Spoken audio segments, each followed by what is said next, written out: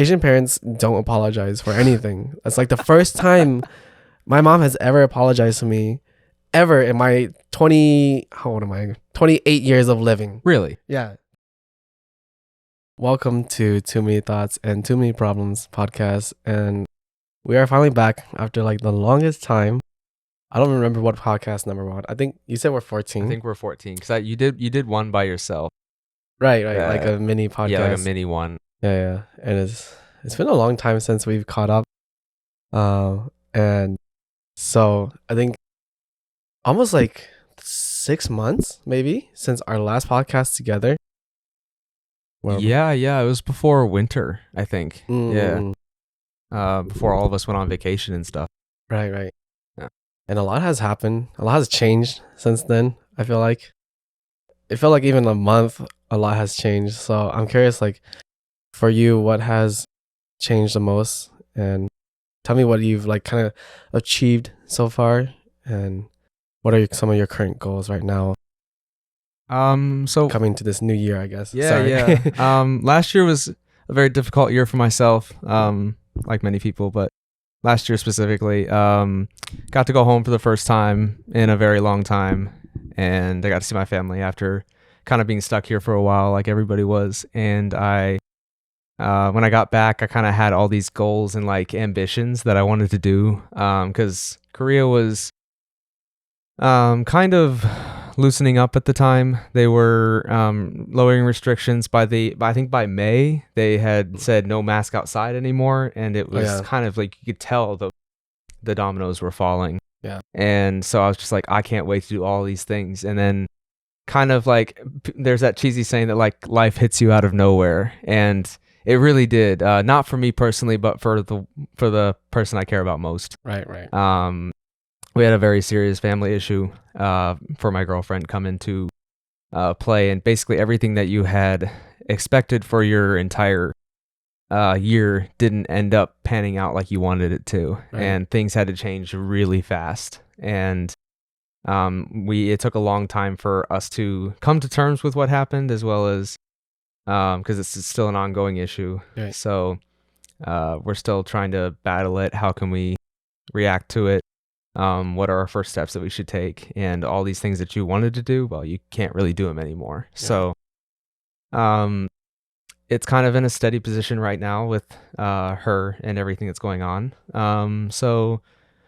I don't want to talk about it too much, because even though this is too many thoughts and too many problems, this is not that kind of problem that I want to talk about or anything like that. Right, you don't have to share anything that you exactly feel uncomfortable. And I don't want to share anything that she might not be comfortable with sharing as well. So but yeah, life really did hit me and Julian out of nowhere. So it's been stressful for you guys. Like I just know that you guys kind of been stuck indoors most of that time, as you know, Korea is starting to finally settle down and lax down on the rules and stuff.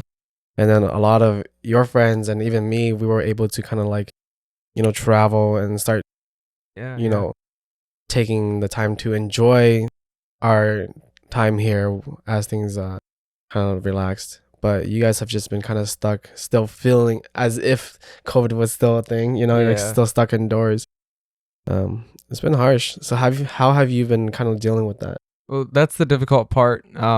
It's difficult on Instagram and seeing your friends do all this stuff that you wish you could do as well, but you have to you know, be an adult and do all these things that you'd maybe not want to do. I was consistently traveling back from Seoul to Daegu pretty much every weekend. There was 1 month where I went to Daegu every weekend because we had to be down there for the family. And it was difficult seeing, because that's exactly what you thought you'd be doing at that point in time. So coping with it was difficult. We got into a couple fights every now and again because just all the stress and stuff that was happening, and knowing that that's the last thing she wanted to do as well, but she was looking up everything she could to try to fight it.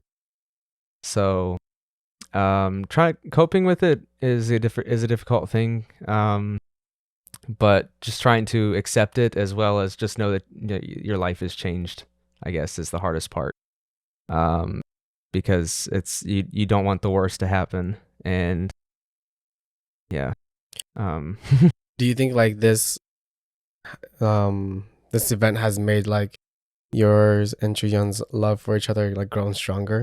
Oh, definitely. Well, actually, so not that anyone would know that's listening to the podcast or watching, but this September, me and her are actually getting married. So it's Yeah, yay! congratulations. Big props. Yeah, It's wild, yeah. actually. I know. It's so Yeah, wild.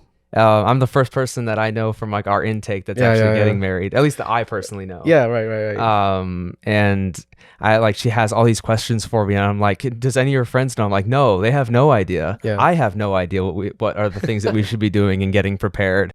So that's kind of what we've been up to right now, and that's a big goal for both of us. Is that by the time that the wedding comes in September, we that everything with their family is good to go, and that they can make it and see everything, and then kind of after that is kind of unknown right now. Right. Because now that I'm married, I have to look after somebody else as well. I can't make my own selfish decisions anymore. Where my life path goes, things that I think about doing but maybe can't do anymore. I have to accept that, and then but it's also a really happy thing as well. I'm very excited for it as well. Yeah. You're tied down now. Can't be going out hunting, you know. Wasn't a very good hunter, so no, I mean you are a good hunter because you got the girl you wanted. No, right? that means you are a good hunter. Then I'm a really good hunter. Yeah, then you're a really good hunter. Yeah, I would be a bad hunter because I have to keep going back out there. Yeah, and keep hunting. So kind of after that, the goals and like achievements and stuff that I want to do this year, kind of just I'm not really looking too long term, like for next year or anything like that. I'm pretty much just trying to make it there, and we're super busy right now. A lot of weekends I have to go back and forth to Daegu because since she's from there, she wants to get married there, and it's easier for all of her family to travel there. So it's definitely like my family's coming again, and they get to hang out with her family again because we did that this past summer, and it was great. And it's good in a Korean relationship as well that both sets of parents get along, because whether I don't know if people know it or not, but like the meeting of the parents is kind of like the biggest thing here. That meeting their parents, and then their parents meeting mine, as well as her meeting my parents in Korean culture is a big deal, because a lot of times if a guy is marrying a girl, like their daughter, and he meets the parents, and the parents go, oh, I don't like this guy, he has no job, like his job isn't very good, he comes from a poor background, something like that. They'll tell her like, we don't agree with this marriage, and a lot of times the marriage doesn't happen. A lot of times in America the same thing happens. It's just like, I don't care, I'll do what I want kind of thing. Like, I love him, if you don't agree with the relationship, I would love to have you guys at the wedding, but if you're not there, oh well, I'm still gonna go through with it. I think it's a very I think it's very like traditional Asian thing culture too. Yeah, because it's very true with like my parents. They technically weren't supposed to get married according to their parents, because their parents didn't like, and essentially my parents' parents didn't like each other, and so my parents weren't supposed to get married if they had listened to their parents. Wow. So, but they kind of like just went with it because. I mean, it obviously worked out. Yeah, it obviously worked out. But you have how many brothers and sisters? I have a total of 3 other siblings. Yeah, exactly. So I think it sounds like everything's worked out. Yeah, what they were talking about. Yeah. So, it's just I can see that like our parents have a strong influence on like our thoughts and influences us greatly. So I can see why. They do that here in Korea as well. Once that happens, then I'll start looking at kind of new things to do, new goals to achieve. But life's just kind of busy right now because you're trying to get a lot done in a small period of time, because there's only 6 months. And when you're preparing for a wedding, I've heard that will just fly by like it's nothing. So so I'm very excited though. I can't wait. Yeah, but it's one step at a time, but you have a lot to do. Like, you have to find a venue that would agree. So like, you guys. Surprisingly, like on social media and stuff, you guys will see like a lot of like international relationships going on here in Korea, and like a lot of international relationships who are getting married. But like, we know no one who, like, personally, we don't know anyone who's in an international relationship that has gotten married. So it's been like very difficult for you guys to kind of like find venues and like other just like events and things to hold your guys' stuff to cater to the American style and to cater to the Korean style at the same time. I know a couple of my soccer buddies that I play with. They're married to Korean women, but they kind of just went with the natural Korean wedding. It's traditional. It's what the parents want. That's what they go for. Yeah. And the only other person I know is like, I think because during our podcast before, Johnny came from a wedding, and that was a interracial mixed marriage there. But I think she also did a traditional Korean wedding. Yeah. And through the power of Netflix and Love is Blind, my girlfriend, now fiance, saw some like really cool American customs, such as like the bride being seen for the first time through like walking down the aisle, the groom never having seen her before. And that's the complete opposite of Korean culture, is that you get fitted together. She sees you try on your tuxedo, and you see her try on her wedding dress and pick it. Yeah. And then you do pre-wedding photos for her in her dress. And it's very much like the dress is not the big part, the showing part of it, the grand entrance, as if you will. That's not a big part of Korean culture at all. And through seeing that, and also I've kind of put little things in her head like, oh, this is what we do, like we would have a party, an after party, like at a reception or something like that, where you have dancing, you have singing, you have an open bar, like all this stuff. And she found it really, really cool. You say putting things into your head as if like you're kind of manipulating her, bro. Seeds. I was planting seeds. Because like people, people that like look up on YouTube or know people that live in Korea, like Korea has very traditional weddings. It's very kind of step by step. Every wedding is kind of the same, and it's very beautiful. Don't get me wrong; it's very beautiful to see. I've been to one myself with one of her close friends from middle school, and it was really awesome to see. But at the same time, like a lot of people can see that maybe it's a little boring, you know, like because the wedding lasts about an hour. You would then go downstairs to a buffet that you see other people, but they weren't part of the wedding, because at the venue, usually in Korea, there's 4 or 5 weddings at the same venue in one day. Yeah. So you don't actually get your own day to yourself as the bride, like in American culture, usually wants, you know, because it's her day. Yeah. We the girl that I went to, her wedding was at 1, and we were out of there by 2:30. It was about an hour, and then we went down to a buffet where we just ate. They would come around saying, "Oh, thank you for coming, and then we never saw them again until we said goodbye. There was no party, there was no drinks, there was no dancing, no music, nothing. But at the same time, the ceremony itself to get married was very beautiful. They had one point where they would both walk out into this long stage, and then all of a sudden, like, the lights would shine on them, and then you'd see a bunch of flower petals fall from the sky as they did their official kiss. And it's very beautiful, don't get me wrong. But like, that's something that maybe I would like to incorporate in our wedding kind of thing. But she's seen a lot of stuff, and I've mentioned some stuff, and she's like, I definitely want a traditionally Korean wedding, but at the same time, like, I like those things. Like, I want an after party and to have fun, because she's a person that wants to listen to music and dance with her friends and have fun, just make it a silly day kind of thing, because it's just a celebration. And she's really interested in that. So we're finding the venue. We found one, but it's very difficult, because you let them know that these are the things you want, and they're just like, I don't know if I can do that. Yeah, we don't normally do that. That's going to be difficult, because we have contracts with certain venues when you go to like a wedding planner, and they're like, I don't think that they'll allow that kind of thing. So it was very difficult. And the downstairs part that you would normally go to is not really set up for like a party style. The tables are not in an area where you can talk to other people. There's no TV or screen or anything like that. But we were able to find one that kind of fit best. Like, the minute we walked in, it's like that thing that they always say, like, when you see it, you'll know immediately. And it was definitely that when we saw it. So getting the venue out of the way was the most difficult part, definitely. Right. And I guess I want to say that, like, when he says traditional Korean wedding, he doesn't necessarily mean, like, I guess, culturally traditional or old style, I guess. Like, they're not going to be wearing hanbok or something. Some Koreans do that. Yeah, they do. He just means that it's like the 1 hour they go on to like a stage traditional in the Yeah. sense that like everyone kind of does the In same Korea, thing. they do this Yeah. way. Yeah. They do it a specific way, and Yeah. to deviate from that is very uncommon. Right. Right. Yeah. Yeah. So it's not like, I don't know, Hmong style traditional where we have to dress into like a very specific sort of outfit, and we're doing like a lot of like spiritual stuff in that terms of traditional, but traditional the way that Yeah, a lot of there's, Koreans like- just do it this way. Yeah, usually like the groom will bow to the parents of, Yeah. of the bride, saying basically like, please accept me as your new son, because Yeah. they definitely see it as like a family coming together, like two Right. families coming together.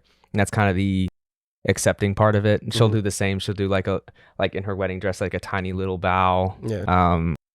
And it's very, very traditionally Korean Yeah. as well. So And a lot of the times too, you guys are telling me that like in these traditional Korean weddings, they invite like just bunch of, I guess, random yeah. people, oh yeah. like people who you don't personally know yourself, but people that your dad would know from his office or something. Yeah. So on the forms that we had to sign, there's a certain, so you would, like the place that we were at had certain times from 11 o'clock, 1 o'clock, 3 o'clock, and then like 5 o'clock or 5:30. We chose the 5:30 one because there's nobody after us, and we get to stay until closing time. So we get the official like after party stuff that she wanted. But if you choose like 11 or 1, you would have to minimum 200 people. You have to make sure that there is going to be 200 people. If not, they won't accept you. Mhm. In the later times, it's 150 at least. But we let them know that, we're probably going to have a smaller wedding because we don't know a ton of people. Right. And right. even the ones that we do know, like you said, like one of her friends, her Korean friends, asked her like, "Oh, you're gonna get married? Oh, I'm so happy for you. That's great. Like, who are you going to invite?" And she was telling all the people. But then they're like, "Oh, well, you're definitely going to invite your dad's like work buddies, right? They watched you. They saw you when you were a little child." And she's like, "I'm not going to invite them. And like, why would I do that?" Like, "Oh, Julian, you have to." like it's so normal. Yeah. And she's just like, "No, I'm not going to do that. Like, I don't want that person at my wedding. Like, I Mhm. want the people that I care about most, my family and my friends." Mhm. And so many Korean weddings, like the one, or at least the one that I was at, was just a lot of people in the room that probably didn't know each other, that were only there for these specific people, but like maybe don't have that strong of a connection to the person. Yeah. But I've heard why you invite so many people is because instead of giving like a registry and gifts, you go for you get money. Money. you're expected to bring money to the wedding to give it to the bride and groom. There's actually somebody waiting to accept the money. Yeah. And I told her, I'm like, actually, like I prefer like gifts and stuff like that. But then she kind of made a point that like it's just that's part of the difficult part of changing it. You can't really do that. Like she even asked, like, "Do you know somebody that'll do that?" I'm like, I can try to find someone that'll do that part, because people are just, especially her Korean friends and family, are going to bring money to give her, and like we can't just deny it. We can't accept it. It's wrong to say no. Yeah. Why would you anyways? Yeah, exactly. Yeah, true. But when we said we were going to have less people, like 100 maximum, they're just like, "Oh, okay, well, definitely the later time," because a lot of times we found out that people have really early weddings, like between 10 and 2 o'clock. And I asked her why, and like, "Oh, because normally when they have the wedding, it'll be like an hour and a half to maximum 2 hours long, and then they immediately are done. They leave and they go straight to their honeymoon." Yeah.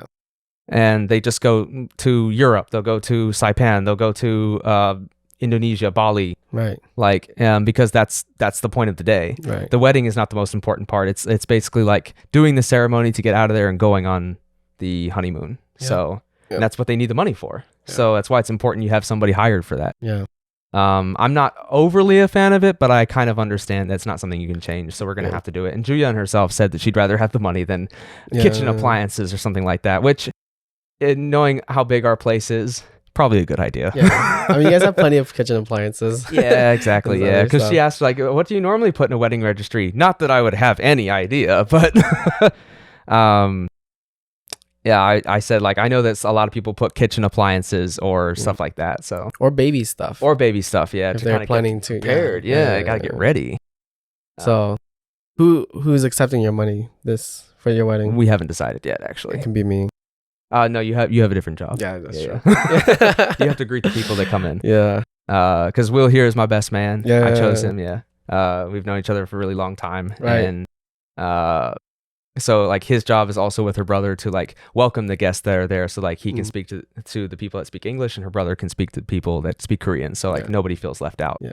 And a lot of times the Korean people that probably show up are her friends or family, so like he'll probably know who they are anyway. So same with you, like if you see a foreigner walk in, it's better chance it's probably like somebody I know than maybe somebody she knows, but she does have a lot of I might friends, even know them too. Yeah, exactly, you might know them. Yeah, we've too, been friends for so long. Yeah, so but I'm definitely looking forward to it. I hope other people are. We're trying to get a bunch of people to do like a K-pop dance while we're there. Try to make it a party. Have some fun with it. Rough. Yeah, it's gonna be rough. I have to do the dance, and I haven't even practiced quite yet. That's okay. You got 6 months. Yeah, so. Okay, we got. But even if it doesn't come out great, at the same time, like if it makes people laugh, like like ice breaking or something like that to get people like having fun, because a lot of people that will be there will be Korean and they won't really know like how is this supposed to work. If like they're laughing, having a good time, maybe it'll break the ice and allow people to let their guard down and just have some fun. So yeah, we're trying to think of a bunch of things that people can do. So that's kind of my life update, actually. That's great. What about you? Well, actually, I'm curious. How would you? Because this, we've been friends for a long time. We kind of lived in Korea for a long time too. But in retrospect, it's been like 4 and ongoing 5 years. That means we have made like a couple of like connections and some roots here. So I'm wondering, how have you decided to invite people as your friends to the wedding? Like, who do you consider as your friends, and how do you consider like close enough as your friends to be their best man? Be your best man. Sorry. Yeah. So and versus like in America, where you had like, you've grown up in America your entire life, and you would know almost instantly who you would invite and who would be your best man. Because for me, like, I would be like, I have to very select few people who I would consider friends, even though I do seem to know like a lot more people. I wouldn't invite all of them. It would be the same for me. I'd only have a select few friends. I've always wanted like the friends Central Perk, like 6 friends group kind of thing. Like I'm fine with knowing a lot of people and like meeting them every now and again, but like I've never wanted this gigantic group of friends. I've always wanted like 4 to 6 really close friends, that kind of thing. So it was difficult actually, cause thinking about who I would invite, who like is I guess worthy. I guess it's not really a good word to say, but would be worthy of going to it. Yeah. Like who would be a friend kind of thing. If COVID never happened, it'd be a very different story. But like when I moved to Seoul, nothing was open. There were no meetups. There's nothing happening like that. So it took me a while to meet a lot of friends and make relationships here. It took like over a year and a half to actually start getting that going, and trying to just make connections. When it comes to best man, I felt like for a while it kept changing, because when you're a kid, like when you're in like high school towards like college, and you start thinking about like want to try to find a serious relationship that, even if like we don't get married right away, like will last a long time. Right. Because you're trying to look for something serious. Not everybody. A lot of people just kind of want to be single, have fun, and do whatever, like just live their best life kind of thing. But those that do like think about that kind of stuff, because I'm only 27 and I'm gonna be 28 by the time I get married, but which in like nowadays I feel is really young. You know, like it is. A lot of people get married in their 30s, I feel like. Yeah, nowadays, because we can't afford to get like married or have a house anymore. Yeah, for real. Yeah. So it always changed like over time. Like I always thought maybe like one of the people I met in college, like, oh, if I like really make a really best friend, then like that would definitely be, because leaving my home for the first time and going to a new place where I knew nobody from my high school went to my college, except for one person, but I didn't know her very well, and we weren't close at all. We just knew each other like in passing. So trying to make new friends that way. Like my first year, I met like 2 really close friends, and then they both left. Yeah. And so I'm just like, I've had really good memories and connections with them. Probably could have made more, but my second year, I moved in with 10 guys. I lived with 10 guys in one house. Not as smelly or bad as you think, actually. It was actually a really, really nice time. We had really strong connections, and there was one guy specifically who I still talk to this day, actually, on Snapchat. That like there were, I'd say like 3 or 4 like really close friends that I had in there, And one specifically, I'm just like, oh, definitely, like if I got married, like this would be the dude kind of thing. But then I made the decision to transfer schools Okay, because okay. it was just for my best interest. Yeah. So I kind of had to leave that group, and then I made new friends, like at my new college, my third year of college. And I'm like, I met this like one dude specifically that I'm like, oh, like this guy, like definitely is becoming like my best friend, and I'm like maybe that'll be like the guy that like no nothing picked. But then like the next year happened, and we weren't really friends anymore, actually. Oh, interesting. Yeah, like so it's just it like every year it seemed to have changed, and then my last year I never felt like I had like one best friend. I felt like I actually had the group, which I was Okay. like really happy with. All right. Because that's kind of what I always wanted. And then I graduated, but they were all younger than me, so they were still in school. So while you're trying to figure out maybe your life plan about what job you want, like what's your plan after college when you graduated, they're all still in school and they're just still having fun. They're not thinking about that kind of stuff, that you can't see them as often. Yeah, yeah. I didn't really make many trips out to see them anyway because I had surgery on my shoulder, so I couldn't travel anyway. I was kind of stuck at home for about 5 months because of the surgery, because I couldn't drive, so I can't go anywhere. And then I made the decision to come to Korea, actually. So it was kind of an up and down journey throughout from 2013 to 2018. It was kind of an up and down journey, and I never really figured out like what makes a best man, that kind of thing. Okay. And like what makes a friend in general, because I kept like, I would make friends and then they would leave me, or I would make new friends and I would leave them. Like it just is what seems always happened. Yeah. I had like new friend groups every single year. And when I moved here, I was hoping that like I would meet somebody, and again, kind of thinking like, it sounds like a story at this point, but like it really was like, I felt like I was trying to find that one person, like, and that would always like contradict what I originally said, like I want a group kind of thing. So, and then like I met this really big group of people that I hung out with my first year here before we started officially more like hanging out. I thought there was one specifically that like I grew really close to, but then like by the end of the year we kind of grew apart through some series of events, and I was kind of back at square one. But then like when I started meeting you and Johnny and Laurent and Kenny and like probably my 4 best friends here, the ones I feel like closest connection to, just known for so long, because we all met each other actually when we first got here at orientation. So even if we didn't all hang out at the same time, we all knew each other for a really long time. And that's kind of like, that was actually what made me happiest though, is like I still don't have an answer for what makes a friend. Like I like loyalty. I like people kind of allowing me to be myself and make mistakes if I do, like they got my back. And knowing that sometimes if I just don't want to go out, or I just don't have an interest to go partying at night, even if I am in a different country because I'm just tired, or I just want a weekend to myself, and that they're fine with that and they don't try to force me to come out. It's just kind of like a weird ticking of boxes, basically. Right. And so it's pretty much, I think, when you moved up here to Hwasong, that because you started inviting me out to a bunch of different places, just trying to meet people, just one-on-one talks, that I didn't have at that time because it was still in the middle of COVID. Actually, we moved here at the beginning of 2021. Right. Exactly. So there still wasn't a lot of meetups and stuff like that happening right away.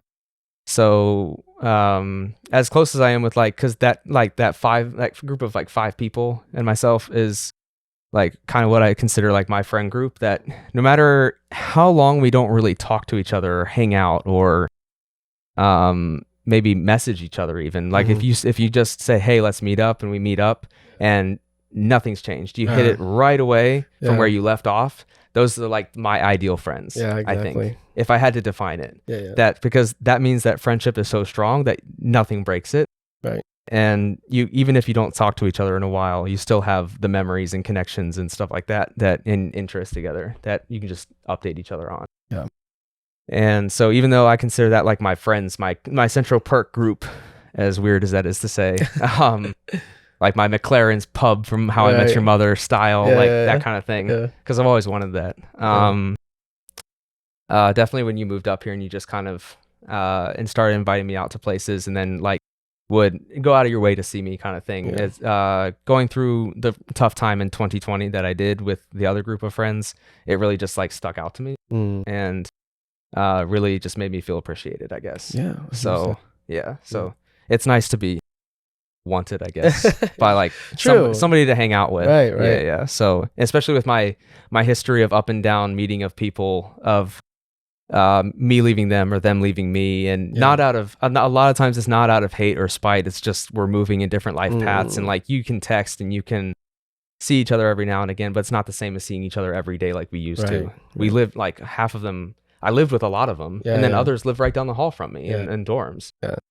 So it's just kind of the simple things. Yeah. Really just made it easy to pick, I guess. For sure. So going back to How I Met Your Mother, I would be Ted so far, and then you would be like, I feel like I have to be Marshall because I'm you'd getting be married. Marshall. Yeah. But I know that Julian would love to be Lily. Yeah. So you would be Marshall and Lily, and then Barney would be like Johnny, or like slash like Laurent and Johnny. Yeah, I would say not really. Yeah. I have to be Ted because I'm like the hopeless romantic. The main character. The main Okay. character, the According- protagonist. The to this protagonist. podcast, Yeah, the for this protagonist. podcast. Yeah.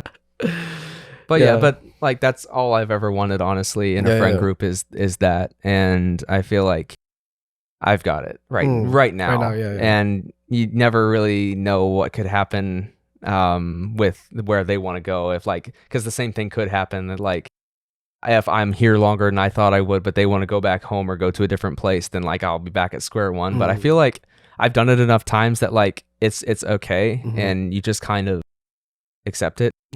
Yeah.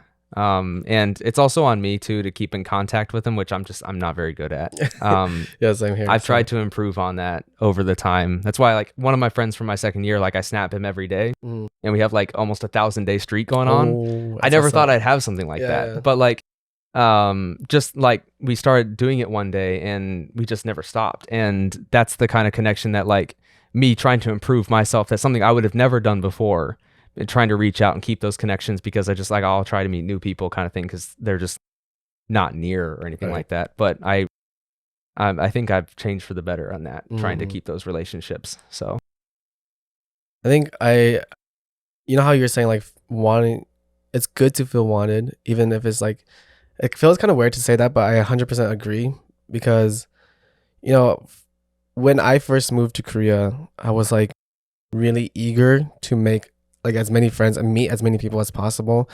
And when I was doing that, I was like making a lot of like friends, right?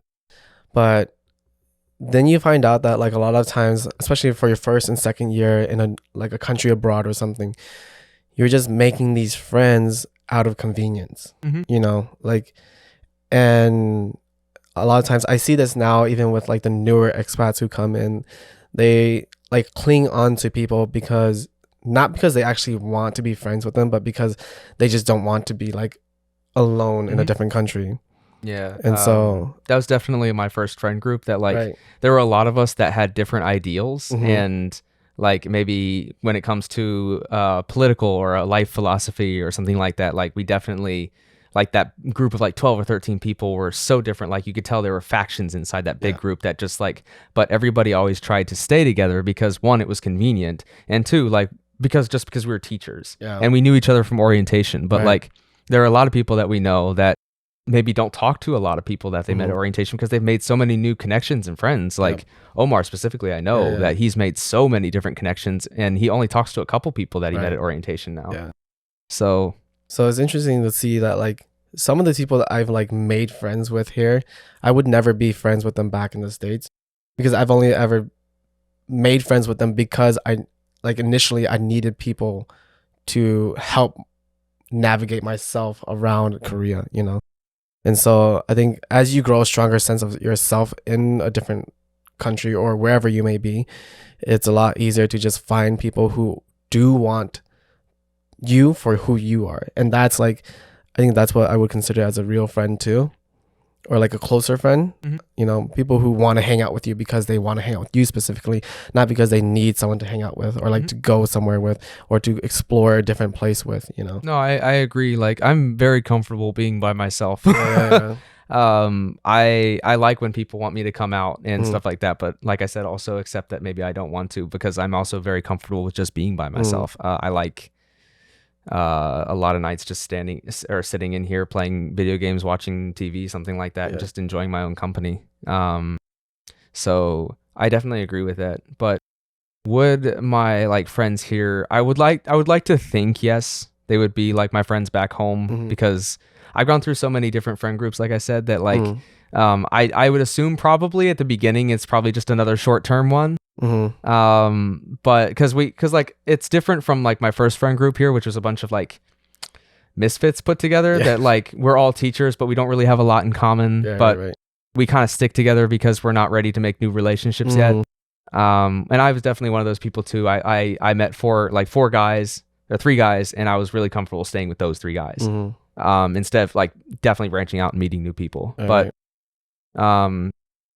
I feel like the ones that we hang out with now, like what I consider my main friend group, I have so many connections with. Like we have so many things in common that like I feel like if we did meet each other randomly in like Ohio, where I'm from, then I feel like I hope that we would be friends. I kind of look at it that perspective, because it's like how I would make friends back home in Ohio is no different than how I would make friends here. I'm not going to act any different. I'm not going to be a different person. So I feel like that's kind of how I view things. I think for me, I wouldn't necessarily be friends with all the people I've met here and back in the States. Like I'd still be like cordial with them, of course, but there are some people who even now, like some people I continue to have a connection with just because, we have a common ground here, So I feel like if I was to go back in the States, I wouldn't be friends with every single one of the person that I've met so far, just to be like fully honest, And of course, it's not like, I'm not saying that I hang out with them a lot here anyways. So it's not like I'm trying to be two-faced or whatever. I always keep a distance with those type of people anyways. But the people like you or like some of the other people that would pop up on my vlogs or stuff like that, of course, I would still continue to be friends with them back in the States too. Because those are the people that I do find to be important for me, at least. And so, yeah, I'm not sure. Like, for me, making friends in America was very different from me making friends here. Because back in the States, I was also not very grounded in who I was. And so after coming to Korea and going through like all of these different experiences, like I made friends not differently, but I knew who to keep and who to push away. You mean like a lot more better in a sense that like people that you would be friends with here that you think you wouldn't be friends with back home, maybe you give them a chance kind of thing, or the opposite? I think like because you said you weren't grounded as a person yet, right? So like, do you think that all the changes that you've made because you've explored more, you've been by yourself in different places and relied on yourself more than maybe your family and just the general experiences you've had, would you say that like it's changed like because of that? Yeah, I think in general, like because I've met so many more people and I've learned how to like I learned how to put better borders too, between like people who want to be friends with me because they need me out of convenience, and then me trying to I guess fill their needs by doing things for them because I wanted friends so badly. And now because I know who I am and I'm like, okay, you just want me because you think I can help you. Not necessarily you want to be friends with me because you want to actually be friends with me. Yeah. So, I understand. Yeah. Thankfully, I haven't had anything like that personally. It might be because I'm too much in my bubble. But like the only time I've ever had that is when meeting Korean people. They'll be like one person at degustation was like, he met me and he's like, oh, where are you from? I'm like, America. And he's like, oh, you speak English then? I'm like, yeah. And he's like, we should be friends. And I was like, wait, what? And he's like, yeah, we should definitely be friends. I'm like, no, I don't want to be rude, but why? Right. Because I found that very strange, like it's a very strange way of just telling somebody straight away. I'm like, you don't know anything about me. I could easily be something or do something or say something that you don't like. And so I asked him like, why? And he's like, oh, well, I definitely want to get my English better. I want somebody to practice with. So we should be friends so I can speak English more. And that was the only time. That was the only time I've had a couple, 3 or 4 that has happened like that, where I've had them like that's the reason they want to be my friend in that kind of way. Yeah, right. Not because they actually like being around me, but because they want to use me as a study tool. And yeah. That stuff sucks. Yeah. So, but I've never had anything like that happen, thankfully, where they just want to use you in that way. Right. Like studying isn't really very selfishly. It's wanting to better yourself in a way that like you can't do anywhere else, you know, that kind of thing. But the stuff that you went through is completely different. Like that's using you for their personal gains. Yeah, exactly. So, yeah, I mean, it's been a journey, I guess. Yeah. As cringe as that may sound, but it's been like a step at a time, just figuring out how to read people better, I guess, and learning how to make sure to be assertive with your own boundaries, you know, making sure that you're not going to let people step on your boundaries and things like that. So, yeah, now though, I've also am making more new friends, I guess, with my new school, because I going back a little bit, I did move schools into Seoul again. So and so that's why we are able to do this podcast here. This is my home, in case you're curious. No, this is the beach. This is the beach. I have a beach we house. Are at a beach. Beach house in Seoul. Did you guys know that there's a beach in Seoul? It's a little nice touch up that we have. Right. So, anyway, and so we only lived like 30 minutes from each other now. 30 or 40 minutes. It's really nice. Actually. So there's like a lot of new things that I want to explore while I'm in Seoul, especially with this podcast. I hope I can make it more consistent. No, you said you wanted to do that, so right. Yeah.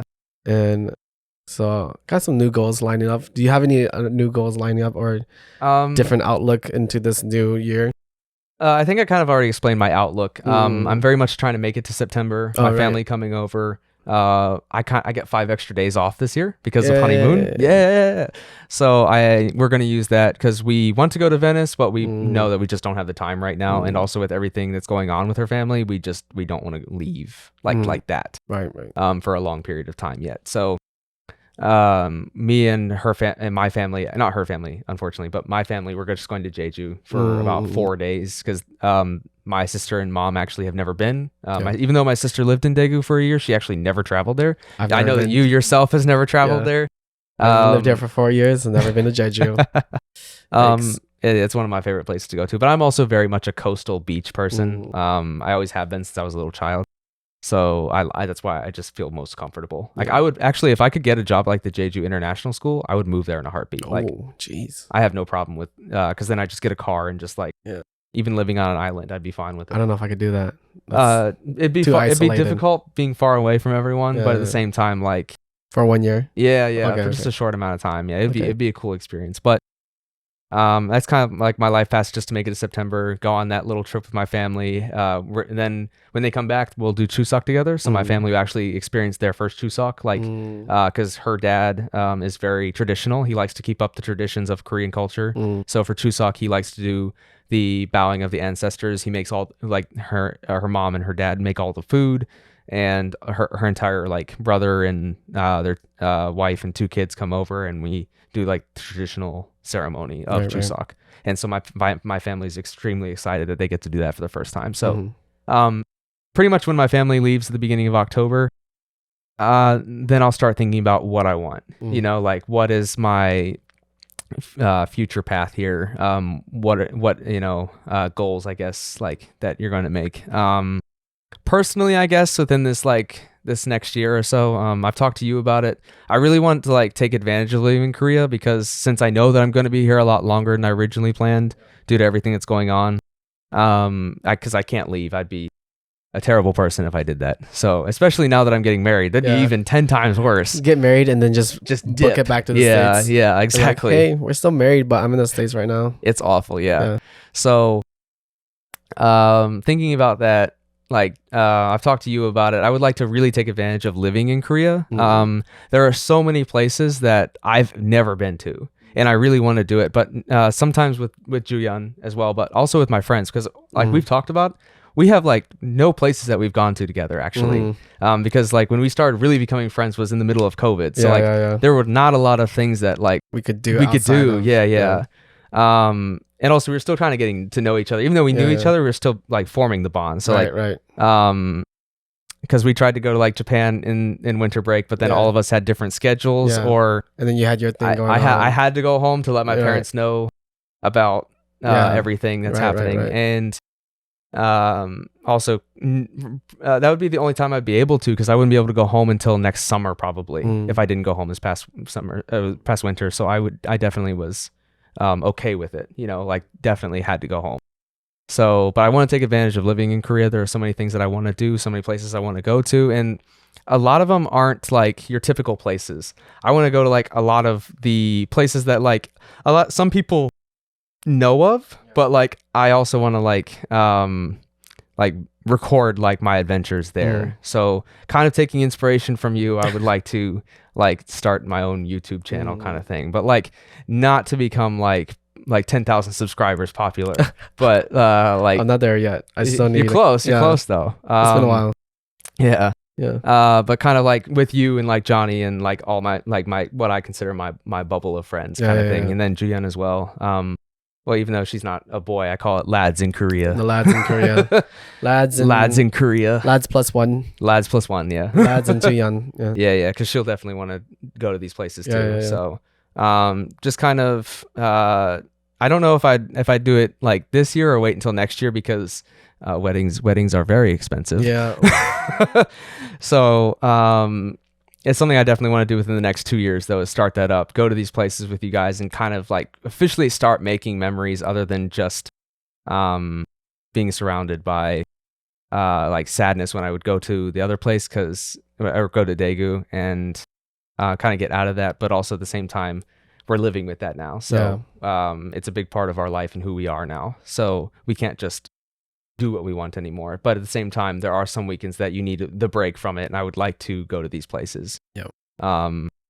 If anybody is out there looking at right now and wants to see something really cool, go to Google and type in Purple Island. And you can't tell them now. We gotta go explore it first. I know. That's true. That's like a spoiler. Yeah. But anyway, be on the lookout for that video. Yeah. And coming before 2025. Yeah. You give yourself like 2 extra years. Pretty much. Because I still need to learn like all the editing process and filming process. I'll probably have to buy like a camera and stuff. And you can just use your phone. Yeah. I just use my phone nowadays. Yeah, true. So depends on how serious I guess I want to get with it. But that's a like a within 2-year goal that I definitely want to do. Even if it's not popular, even if nobody tunes in, like I'll have fun doing it. Yeah, exactly. And that's why I feel like a lot of people start YouTube channels to begin with, is because they just want to have fun doing it. Or for me, it's a form of expression. Yeah, exactly. You can kind of like get your thoughts and problems on a podcast. Exactly. So, the other one that I guess my other goal that I would have is to just continue my keeping of relationships and stuff. I know that within the next, especially by the year 2025, there's a lot of people that I probably hang out with right now that won't be here anymore. And that's partially why I want to make those memories and do all this stuff with you guys, is because I don't know how long I have with you guys. Yeah. It's not like if we're living in America, you never know what somebody's mind could change. Yeah. One of Juyeon's best friends thought she would be here forever, and she's making a decision to leave actually next year after this coming year. So things change really quickly. Things change fast here. Yeah. So I think just continuing to better myself with keeping of relationships, messaging people, hanging out with somebody. Like I have a friend that lives near here as well, about 20 minutes away, that I met a year ago, and it's a relationship that I really like and I want to keep going. So it's like making sure I hang out with him like once a month kind of thing is definitely just something I want to get better at, because it is a part of my life that I can improve on. Because if I maybe had done that in the States, instead of just trying to find new friends, maybe like continually texting the old people and maybe making a meetup kind of thing, maybe things would have been different. So that's my two like goals, I guess. Yeah, 2 goals, of the next couple years. So. Oh, that's good. I think those are some solid goals to have, I think for me, it's like, I feel like for both of us, actually, it's kind of, or maybe even many of us, it's a year of transition, more so than at least for us previous 4 years of living here in Korea. We're living here now, like it's not just a small term thing anymore. Right, exactly. because we've hit like 4 years. We're completed 4 years. We're on our 5th year. So we can't say that we're just kind of like temporary sort of deal anymore necessarily. Not anymore, yeah. Right. Because at this point, it's like a good portion of our life. Like 5 years is going to be a good portion of your life, for anywhere. And I also feel that as COVID is dying down here, it's also allowing us to transition as well a lot easier this year and moving into different mindsets, especially since I've moved to an area where I've wanted to be for so long. Pretty much since the day you got here. Yeah, exactly. Oh my God. And, I don't know why, but the last video I made about, living here and it being more than just like running away from my problems back in the States and stuff. You mean like the most recent video? Yeah, the most recent video. Yeah. Like after I made that video about saying that living here is more than just, run away from my problems, is becoming almost I wouldn't say home, but it's becoming a part of me. Like it's becoming an identity of me, Like my mom apologized to me, which is like the weirdest thing. Yeah, I remember hearing that in the video, yeah. Like if you guys don't know, Asian parents don't apologize for anything. That's like the first time my mom has ever apologized to me ever in my 28 years of living. Really? Yeah, 28 years of living. My parents have never apologized for me for anything. Wow. Yeah. So that's the first time. And I was like, for the longest time, I think this affirms what I've been doing so much, because, a lot of people seek, now, I don't know if a lot, but the main goal of seeking happiness sometimes can be seen as, for mainstream social media, is like economic success, right? Mm-hmm. Money. Right. Yeah. Mm-hmm. But this entire time, what I've been pursuing has been far from that. It's just like pursuing some sort of like self-happiness, self-realization, self-confirmation, affirmation, And somehow when my mom apologized to me and recognized what I was doing here in Korea as an identity of me, it just like affirmed everything that what I was doing was in the correct path, Yeah, you got acceptance. Right. Yeah, I got acceptance for doing what I wanted to do. And it made me feel like significantly happier than the money that I would be receive of equal value somehow. No, I understand. That's great, man. Right. Like that's awesome, especially if that's something you wanted for like a really long time. Right. Yeah, that you never feel like maybe you would get. Yeah. Yeah, that's awesome. So it's been a crazy kind of realization to see that from my parents. And then it also makes me think that, and then one of my older cousins spoke to me too about how she has been, reaching towards more of self-happiness instead of money. And it just kind of fits into what I've been pursuing. Like, money comes and goes, but what you experience now in your youth, you'll never get back. Yeah. Mm-hmm. You can never get that back. Yeah.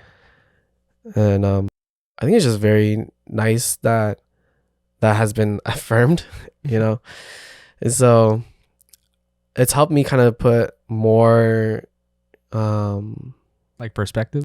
Yeah, more perspective, but even more like I believe in myself more into what I'm doing now. Yeah, because you have support. Right. Yeah, exactly. Yeah.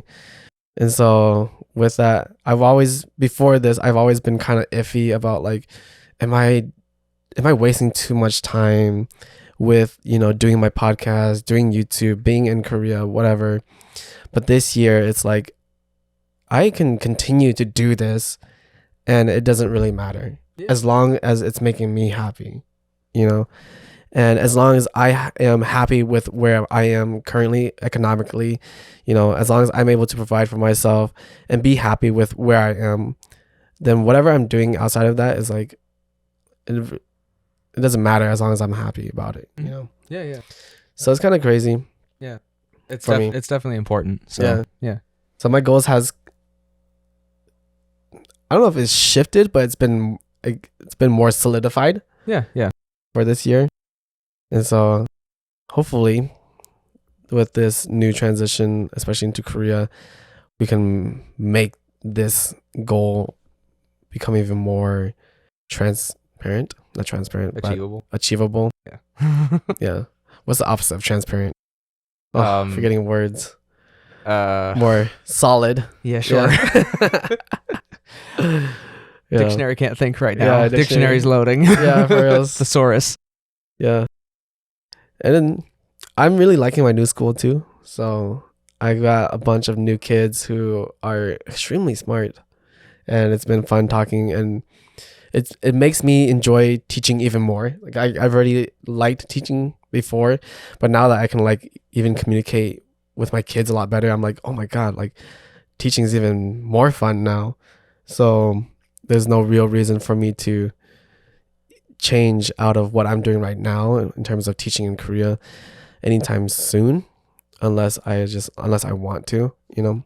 No, I agree. The only thing that basically stops me from leaving, or that keep or makes me leave my school is in the EPIC program when you reach a pay cap. And like I know for Johnny, Laurent, and Kenny that I talked to this past weekend, they said that like after this year, I think is their pay cap. And for mine, it's in 2 years actually, since I had to do a reset. Yeah. For when I moved from Imshil. So that's definitely a thing that's why I said I wanted to make memories, because if that pay cap does like affect their decision right, to stay here, then like it's understandable, because you want to make more money every single year. It's like because it's basically like a pay increase. It's a what's the word I'm thinking of?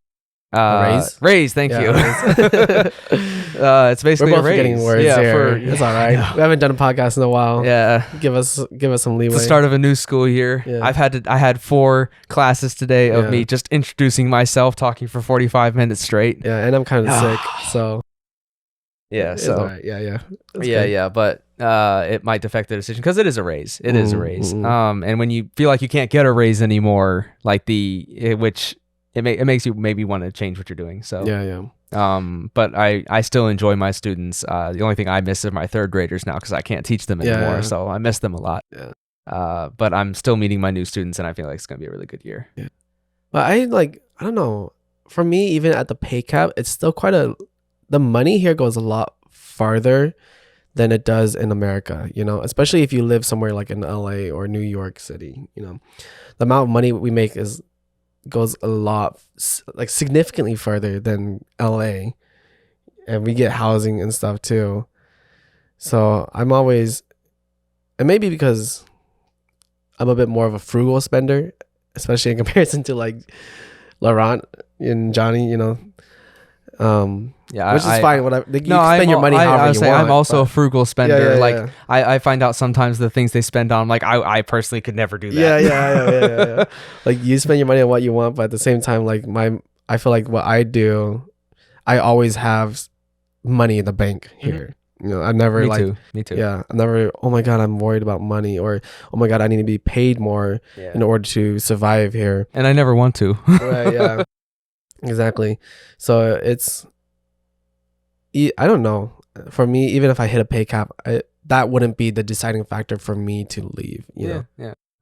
So, but I agree. Some people it is a big deciding factor, and it's understandable. People spend money differently, and they want different things. It's fine. Yeah. So. Yeah. But. Is there anything else? I feel like we missed something. Yeah, but that's all right. Yeah. It's our first podcast in a while, so season 2. Season 2 of Rick and Morty. Yeah, exactly. Previously on Rick and Morty. Have you been watching that? Huh? Have you been watching that? Yeah. Well, actually, that was actually one of my favorite episodes of last season. They did like the meta stuff, where it's just like this is previous Ron or something like that, previous Lon or something like that. And then like. That was hilarious. Yeah. So that's why I did that, like that previously on. Yeah. Maybe we can do like another podcast about anime one day. Some I- people really like I that. do know really that enjoy it. I do know that Johnny wants to be a part of that, though. I have a Yeah. feeling he will never forgive you if you push him out of that conversation. There's some next good time, anime that so. came out this past This couple, past year, yeah, and even like Chainsaw Man, yeah, Blue Lock. This next month we have Jujutsu Kaisen season 2. Oh my We have god, Demon Slayer season 3, Let's and go. we have Jigorakuro Hell's Paradise is what it's called. I actually don't remember the Japanese for it, but that's coming out as well, which I'm super excited about. So there's a lot of good stuff coming up. Yeah, Who cares about Attack on Titan? Nobody cares about Attack on Titan. I care about Attack on Titan. I don't care about Attack on okay? Titan. I just want to see Eren wreck some stuff, but according to the manga, he doesn't, or whatever. I feel like I genuinely don't spoil it. I would say I genuinely feel you'll be disappointed. Yeah, though. I that's genuinely alright. feel you will. I just been stuck on that stuck on that anime for so The final long. season, part 15. Yeah, the final season, part 15. Might as well make this. Oh my god, it'd be so sad. But anyway, Yeah, it's been good to hop back on the podcast and get some thoughts out, get some, conversations out. yeah. I feel like there should be like another podcast though. Instead of too many thoughts and too many problems, there should be like too many good things, and we need to talk about them. Oh, yeah, yeah. Life has been going up. Yeah, So let's exactly. talk about Like, the let's talk good about the good things. things. Yeah. Yeah. Who cares about the problems? I feel like people connect with the problems most. Yeah, like, right. Better than like the good stuff. Yeah, 'Cause exactly. From home watching, they can be like, "Oh, good for you," but like I can't relate. But, Yeah, like, yeah. When you talk about the stuff that you're going through as like in your 20s kind of thing, a lot of people can relate to Yeah. that. So I think this is an easier subject. Yeah. But I want to talk about good things too. Yeah, my life is going well. I know. What? Your life is going well? I don't want to watch this. I can't relate to you. Yeah. Get off my screen. Yeah, go up next. Yeah. Next podcast. Yeah. Yeah. But yeah, life has been going better than my last podcast, I guess. Yeah. So And that's good. Let's keep it that way. Let's Yeah, keep it I going hope- that yeah, Let's I keep hope- it going that direction. Yeah. 2023 is looking good so far, but hopefully I don't jinx that. I would say it can't, It's not- for knock me on wood. personally, it cannot be There's no wood. it can't be any worse than 2022 for me personally. Yeah, yeah. So I feel like it could, but me personally, I see it going only up personally because there's a lot of good things happening this year for me. Yeah. So there are a lot of good things. yeah. going for me. So With that, hope you guys enjoyed the podcast. We'll hopefully continue this a lot more consistently. Thank you, Gage, for hopping on again, being one of my main guests here. It's always fun having you on as a guest. I feel like one of those night show hosts that's like the side desk person. Yeah. Yeah. And hopefully you can start doing some of your stuff, and I'll send them to watch your stuff, of course. And I'm sure you have some few fans here already. I don't know of any. Yeah, you do. I know that our two teaching videos though got over 1,000. Yeah. Our two like life and Korea Yeah, ones. yeah. Yeah. So, but I think they're Johnny fans. I don't think they're Gage They're fans. your fans. Come on. But Be like confident. yeah. Yeah. I mean, I don't want to get famous out of it. I actually don't want to be famous at all. Yeah. Like the main goal of like that channel would be just to show different places in Korea, not really talk about epic or teaching or stuff like that. I definitely want to just show Korea, which a lot of people do, but like it's just something I feel like would be very good memories for all of us. And Yeah. I think people like at home that like if they come to Korea, kind of like abroad in Japan style, when they would come to that place, you would want to go to it. You know, like they want to see it for themselves. Yeah. So Yep. But until next time, everyone, thank you so much for watching and listening.